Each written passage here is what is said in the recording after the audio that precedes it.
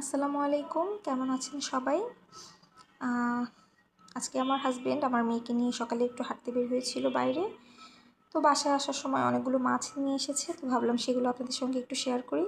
এই যে দেখতে পাচ্ছেন, এটা অনেক বড় সাইজের একটা পাঙ্গাস মাছ।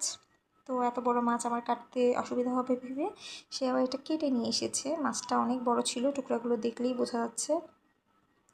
আমার খুবই একটা পছন্দের মাছ হচ্ছে পাঙ্গাস মাছ।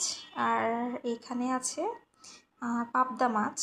যেহেতু আমরা দুইজন মানুষ, তাই সব কিছুই একটু অল্প অল্প করে আনা। আমার মেয়ে এখনও অত ভালো করে খাওয়া শিখেনি, তো একসাথে অনেক কিছু এনে ফ্রিজে রেখে দিলে দেখা যায় ওটার টেস্টটা কমে যায়। তো আমি বলি যে অল্প অল্প করে আনাই ভালো। তো এটা হচ্ছে পুঁটি মাছ।